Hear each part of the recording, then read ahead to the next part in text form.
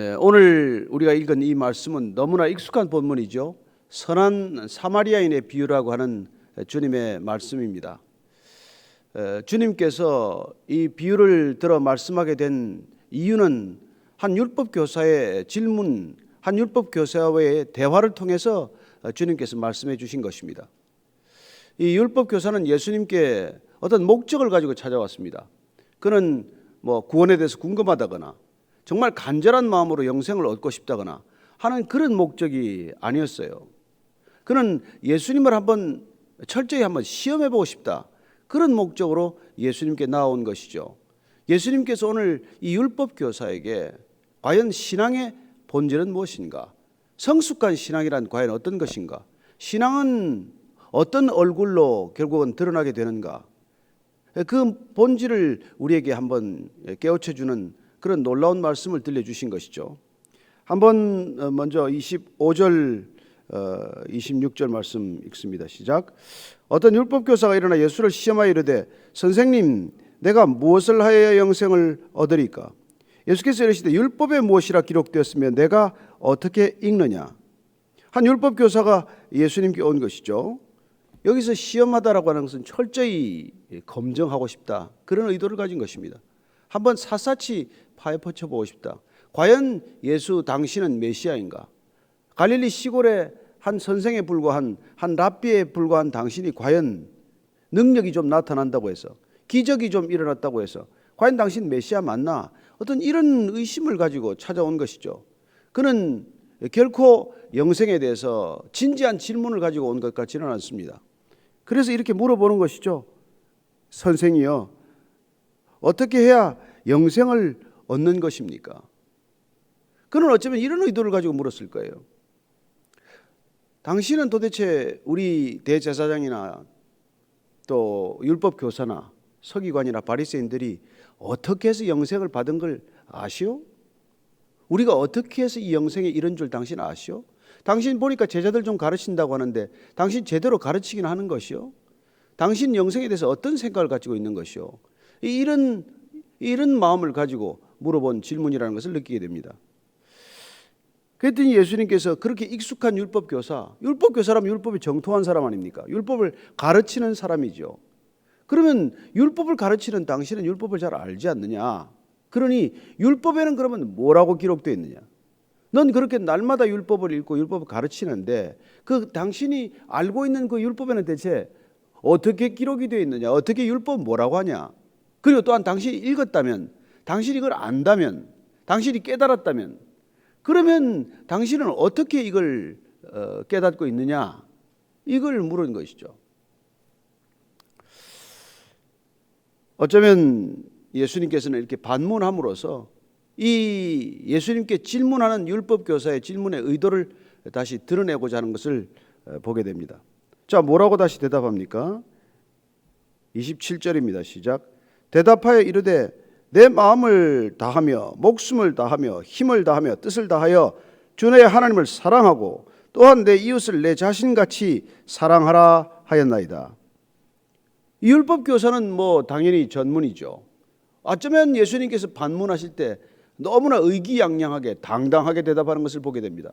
잘 아는 대로 신명기 6장 5절 말씀, 그리고 레위기 19장 18절 말씀을 들어서 정확히 하나님 사랑과 이웃 사랑, 율법의 본질, 율법의 핵심, 율법의 뿌리는 바로 이것입니다 하고 그는 의기양양하게 당신은 몰랐던 것 아니냐는 듯이 이렇게 대답하는 것을 보게 돼요.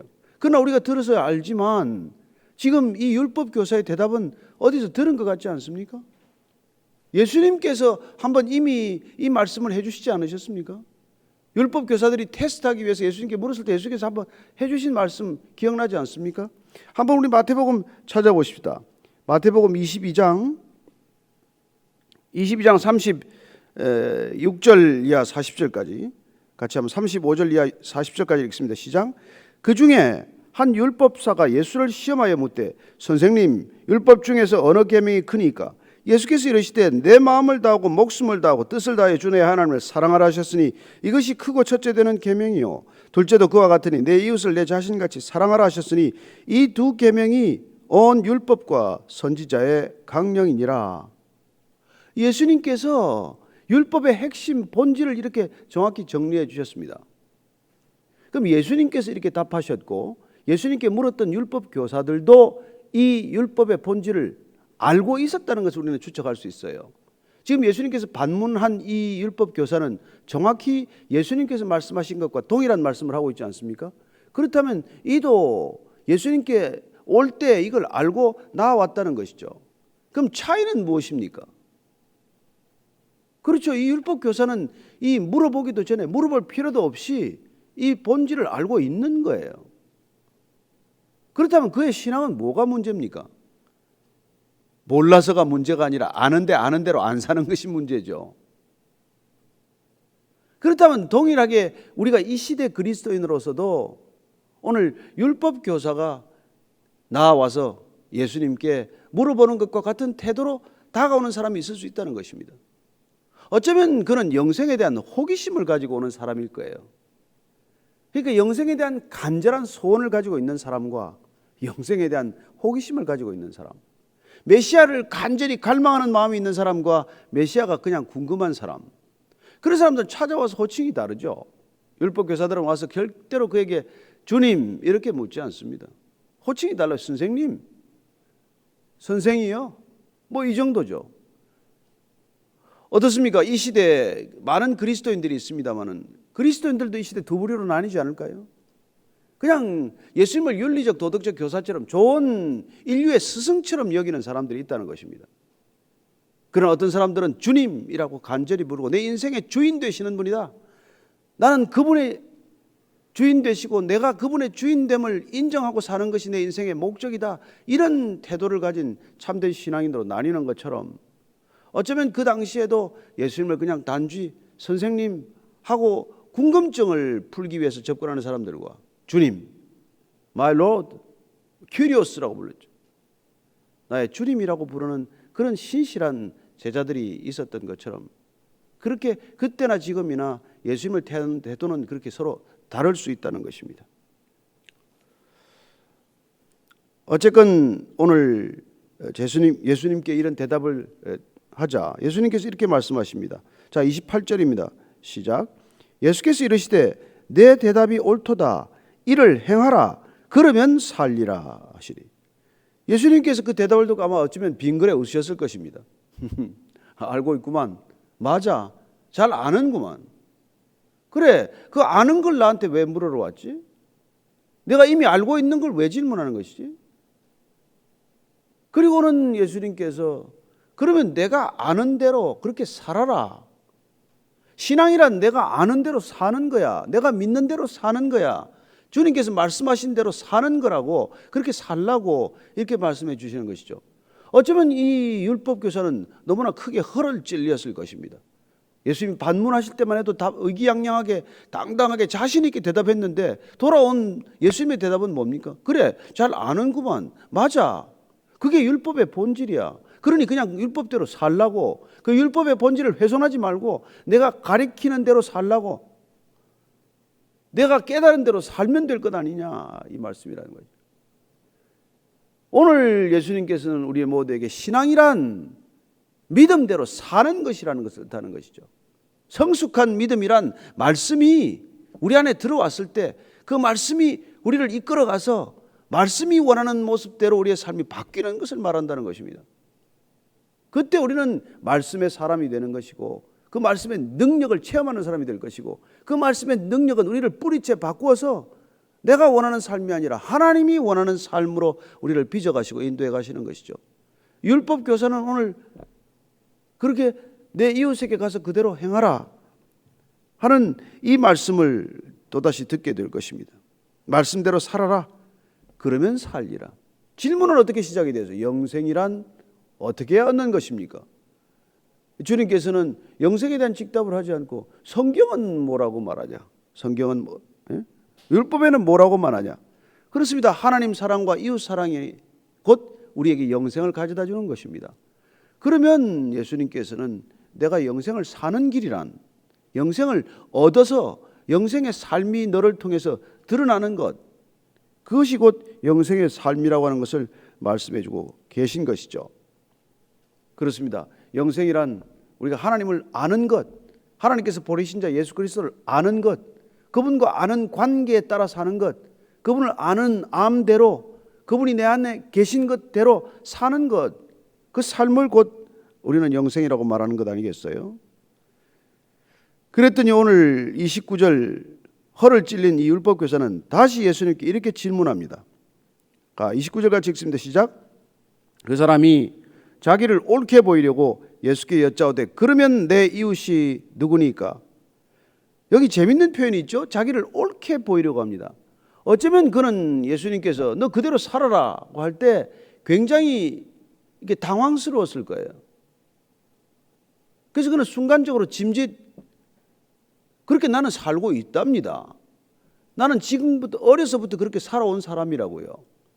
그래서 어쩌면 더 거룩한 표정, 더 담담한 얼굴로 예수님께 물은 거겠죠. 그리고 그는 이렇게 도로 예수님께 묻는 것입니다. 그러면 내 이웃이 누구니까? 아니 하나님 사랑과 이웃 사랑을 실천하는 것이 곧 영생인데 그렇게 영생을 살면 영생이 왔으면 영생의 삶대로 사는 것이라고 영생이란. 그러면 이웃은 도대체 누구냐? 아니 본인이 왜 이 질문을 들고 나왔을까요? 나는 이미 영생의 삶을 살고 있고 나는 이미 영생의 삶을 누리고 있으며 그 영생의 삶은 나는 곧 하나님의 사랑과 이웃 사랑이라는 거 내가 잘 알고 나는 하나님도 내 목숨과 마음과 뜻을 다해 사랑할 뿐만 아니라 내 이웃도 내가 내 몸처럼 사랑하고 있어. 그런데 당신은 도대체 내 이웃을 알기나 합니까? 내가 그렇게 살아가는 내 이웃, 내가 내 전심을 베풀고 내가 하나님의 사랑을 실천해가는 이 삶의 모습, 그 경계선상에 있고 바운다리에 있는 내 이웃을 당신은 알기나 하오? 당신은 그런 이웃을 가진 적이나 있어? 당신 이 시골 랍비라고 불리는 사람, 이 제자 몇 거느리고 다니면서 짐짓 메시아인 척하는 당신이 이 알고 있는 이웃과 내 이웃은 반경이 얼마나 다르긴 한지 당신은 짐작도 못할 일이요. 하는 어떻게 보면 복잡한 생각이 들어있는 질문이에요. 내 이웃은 누구니까? 맞춰보기나 하지 그래. 내가 이웃의 사랑을 실천하고 있는 내 이웃 사랑의 범위를 당신 알기나 해? 나는 얼마나 많은 내 율법 교사들이 내 이웃이며 얼마나 많은 바리새인들 모두가 다 나의 이웃이며 내가 알고 있는 제사장만 해도 몇이며 그리고 내가 가르치는 제자들이 얼마나 많은데 그들에게 내가 날마다 사랑을 실천하고 있다고. 그런데 내 이웃은 누군지 한번 맞춰봐. 이런 의도를 가지고 있는 질문이라고 우리 해석할 수 있는 것이죠. 그랬더니 예수님께서 내 이웃이 누구냐고 묻는 이 율법 교사에게 이렇게 답해 주시는 것을 보게 됩니다. 30절부터 36절까지 쭉 읽습니다. 다시 예수께서 대답하여 이르시되 어떤 사람이 예루살렘으로서 여리고로 내려가다가 강도를 만나매 강도들이 그 옷을 벗기고 때려 그의 죽은 것을 버리고 갔더라. 마침 한 제사장이 그 길로 내려가다가 그를 보고 피하여 지나가고 또 이와 같이 한 레위인도 그곳에 이르러 그를 보고 피하여 지나가되 어떤 사마리아 사람은 여행하는 중 거기 이르러 그를 보고 불쌍히 여겨 가까이 가서 기름과 포도주를 그 상처에 붓고 싸매고 자기 짐승에 태워 주막으로 데리고 가서 돌보아 주니라. 그 이튿날 그가 주막 주인에게 데나리온 2를 내어주며 이르되 이 사람을 돌보아 주라. 비용이 더 들면 내가 돌아올 때 갚으리라 했으니 내 생각에는 이 세 사람 중에 누가 강도 만난 자의 이웃이 되겠느냐. 우리가 잘 아는 이 익숙한 사마리아인의 비유를 들어서 예수님께서는 내 이웃이 누굽니까 하는 질문에 대답하십니다. 자, 예루살렘에서 여리고로 내려가는 길은 굉장히 가파른 경사길이고 외진 곳이고 그래서 그 길은 험하기로 이름난 길이었어요. 예루살렘은 해발 한 870m 높은 곳이죠. 그러나 여리고는 이게 해저 250m여서 굉장히 가파른 길이고 그곳에는 강도 출몰이 잦았고 실제로 이런 일들이 일어났던 것입니다. 그래서 정말 강도 만난 자들이 있게 되고 때로는 목숨을 잃는 사건들도 있었기 때문에 예수님께서 실제로 일어난 삶의 비유를 통해서 이렇게 말씀을 해요. 가다가 예루살렘에서 여리고로 내려가는데 이 제사장이 그런 강도 만나 피투성이가 돼서 죽어가는 사람을 본 것이죠. 어쩌면 예루살렘에서 여리고로 내려갔다는 표현 가운데는 이미 예루살렘에서의 일, 성전에서의 일, 제사장으로서 드려야 될 직무가 끝나고 그런 예루살렘에서 일을 마치고 여리고로 가는 길이었다라고 그런 뉘앙스를 풍기고 있어요. 또 우리가 뭐 백보 양보해서 뭐 어쩌면 여리고에 또 신방이 있었는지도 모르죠. 어쨌건 가다가 강도 만나서 피투성이가 되어 죽어가는 사람 만났는데 그는 어떻게 합니까? 빙 둘러서 정반대편으로 멀찍이 떨어져서 그를 피해서 가는 모습을 보게 됩니다. 왜 그랬을까요? 어쩌면 제사장은 그 사람이 가서 만졌는데 죽었으면 어떻게 됩니까? 사체에 손을 댄게 되고, 그래서 레위기 정결례를 행해야 되고, 그러면 자기가 앞으로 제사 직무를 또 당분간 못하게 되거나 무슨 복잡한 문제, 여러 가지 문제가 생긴다는 것이 순식간에 스치고 지나갔겠죠. 그리고 그냥 안 본 것으로 하고 지나가면 아무 일이 없는 겁니다. 그러나 그 사람을 찾아서 만지게 되면 여러 가지 성가시고 복잡한 그런 일들이 생기는 거예요. 그냥 안 만진 것이죠. 안 쳐다본 것이죠. 그냥 얼굴을 외면하고 그냥 간 겁니다. 자, 또 레위인이 지나가요. 레위인은 누굽니까? 성전 일을 맡은 사람이에요. 성전 기물을 챙기는 일. 그 다음에 제사장을 도와서 성전 제사 업무를 처리하는 이 레위인도 또한 같은 행동을 보여요. 왜 그럴까요? 얘는 또. 그래요. 레위인도 성전 안에서는 자기에게 주어진 책무가 있습니다. 하나님의 이런 일들이 레위인의 일이다. 규정된 일이 있고 그 일을 성심성의껏 했을 거예요. 그러나 어쩌면 오늘 그 일을 하느라고 지쳤을 수도 있겠죠. 그러나 또 한 가지 중요한 것은 성전 안에서의 일은 마음을 다해서 할 수 있지만 성전 밖에서까지 내가 그런 일을 할 필요가 뭐 있어? 여기는 성전이 아니라고. 내가 못 본 척하면 그만이지. 누가 보는 사람도 없잖아. 성전 안에서는 많은 사람이 지켜보고 있고 제사장의 감독을 받고 있고 무슨 일이든지 아무리 성가시더라도 성전 안에서 이런 성가시 내색 한번 하지 않고 내 마음과 목숨을 다해 그 일을 감당했을지 모르겠지만 지금 이 사람의 표정을 보면 더 악한 얼굴로 그냥 못 본 채 지나가고 싶은 그런 충동을 이기지 못하고 그냥 가버리는 거예요. 아니 어쩌면 제사장이 가지 않고 거기서 그 사람을 도왔더라면 그도 또 도왔을지 몰라요. 그러나 아무도 안 보는 데서까지 내가 그 일을 할 필요는 뭐 있겠느냐. 이게 여러분 종교인의 대표적인 행동 아닙니까?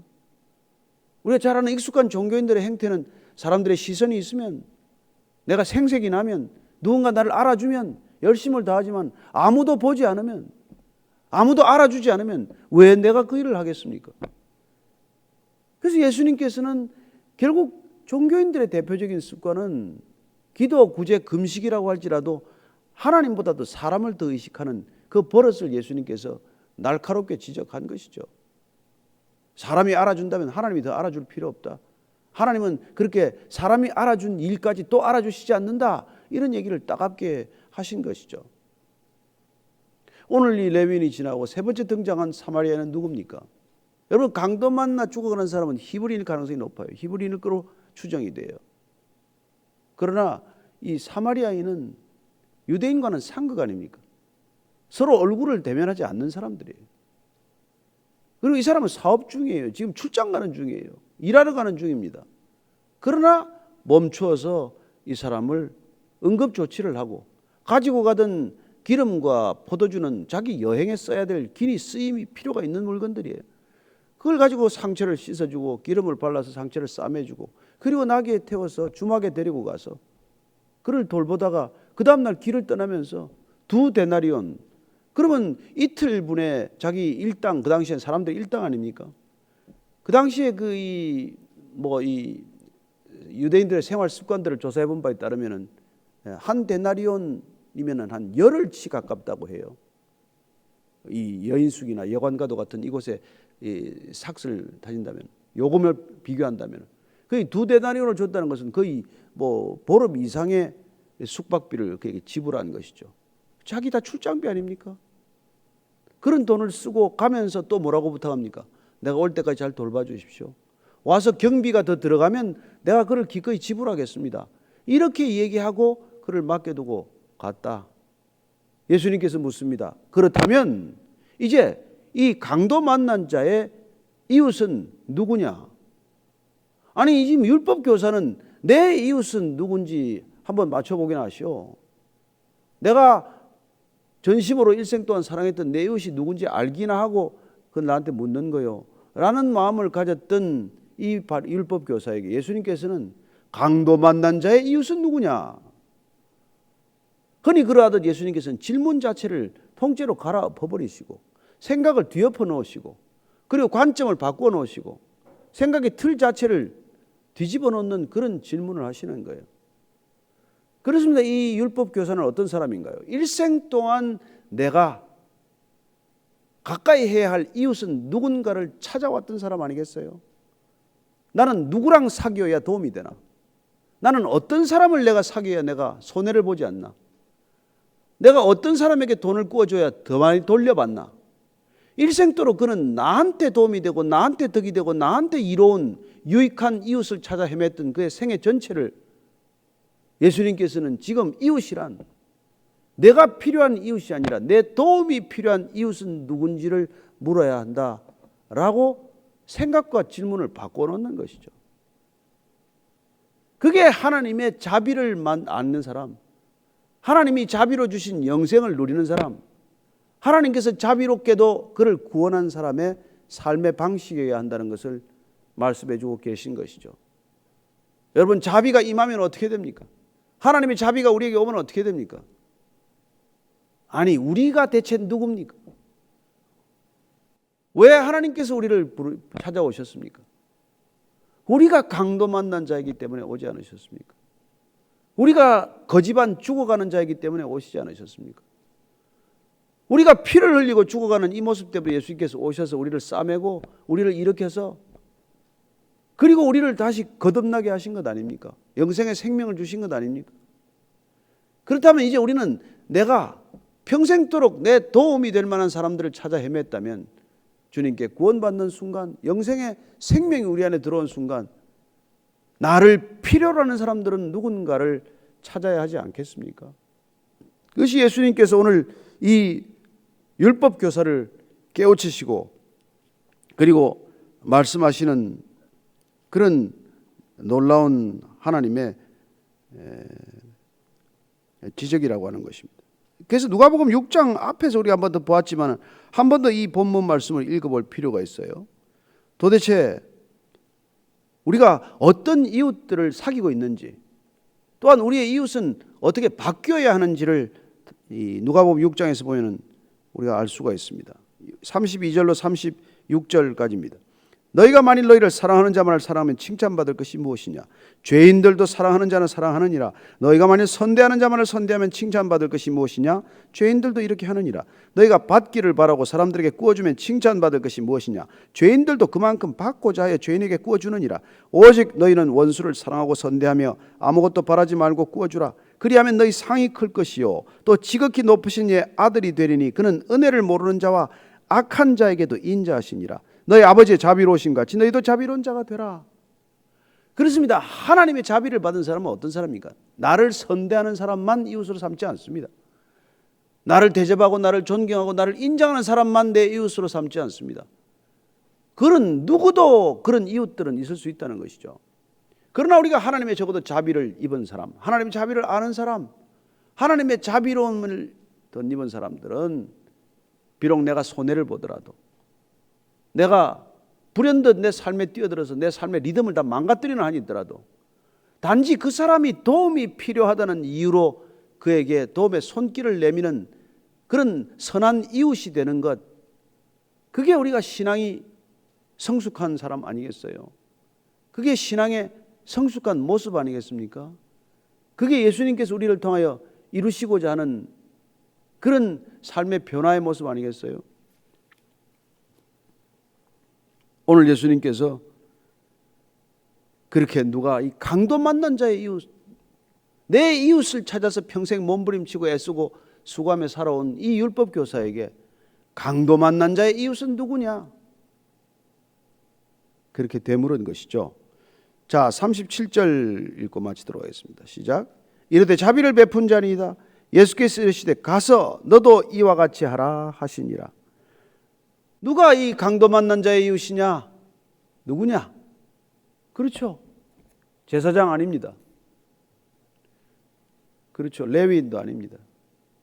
이 강도 만난 자의 이웃은 자비를 베푸는 자입니다. 이 율법교사는 끝내 사마리아인이라는 말을 입에 올리지 않습니다.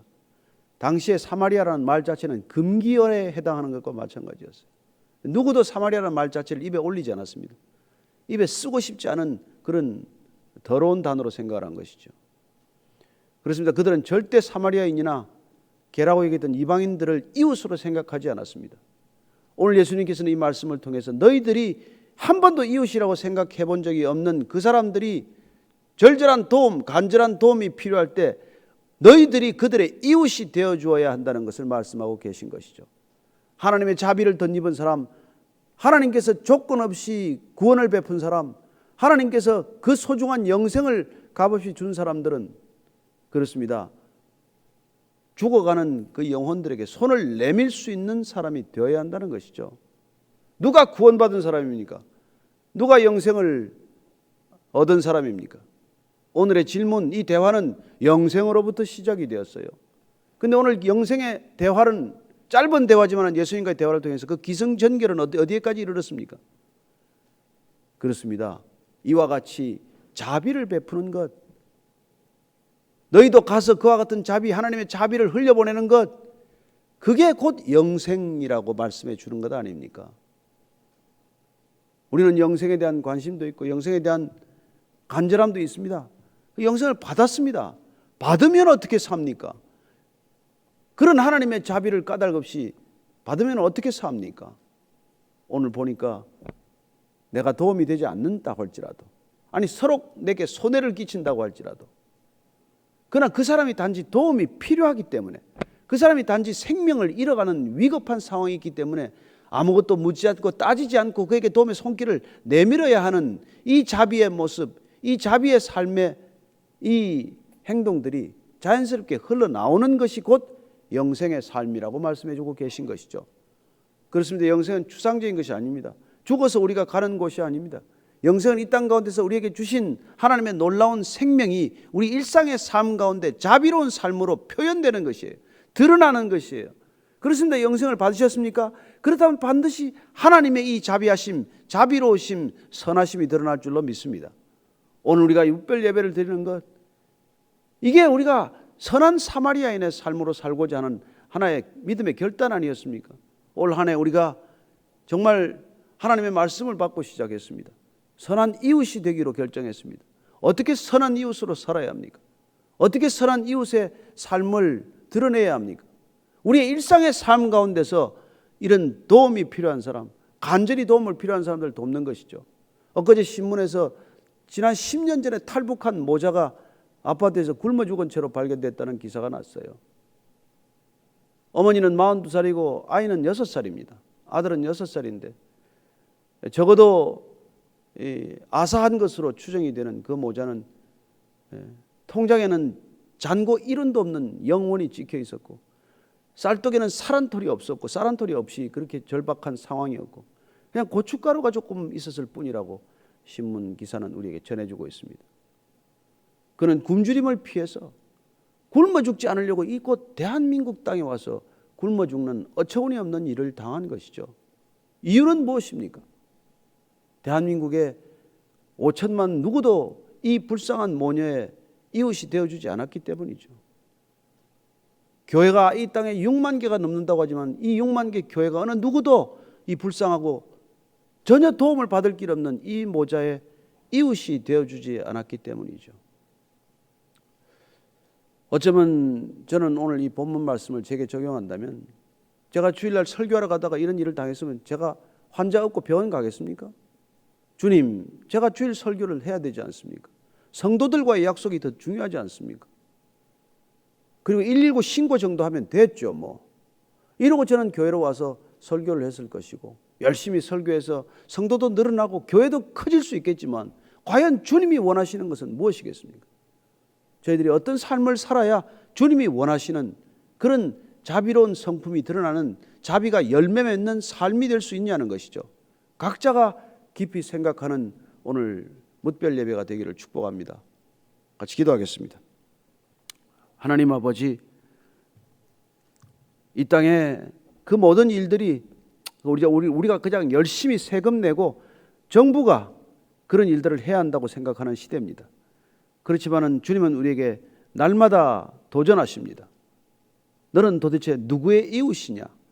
내 이웃을 찾아 두리번거리는 삶을 멈추고 내 도움을 절실히 필요로 하는 사람의 이웃이 되어주지 않겠니? 물으시는 대답에 예, 주님, 제가 제 이웃이 누군지를 다시 한번 깊이 묵상하고 도움의 손길을 내미는 인생 되겠습니다. 결단하는 예배가 되게 해 주옵소서. 예수님 이름으로 기도합니다. 아멘.